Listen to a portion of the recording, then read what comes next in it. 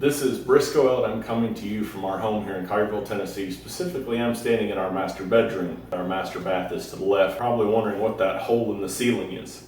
Well, last week there was started to get a little spot on the ceiling from a water leak.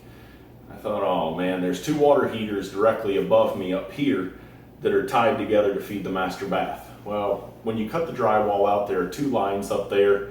And what I found was we had a pinhole leak just after one of the 90s on the lines. Purpose for the video is I wanted to show you guys there are now two ways that you can fix a copper line. There's the standard way that most people are familiar with, which is soldering it. Takes flux, solder, the right temperature. You've got to have a small torch you can use to do it. Or the second way, which was done up here, is a crimp connection. You see I've pulled the insulation back off of both of them. And whenever you're cutting the drywall, make sure you watch out for plumbing or electrical lines. There's no sense putting extra holes in those. Is the existing copper line here.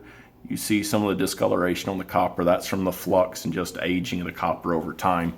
The second line, if I can do this carefully, is here. The existing 90 was here and the pinhole leak was right here on this side.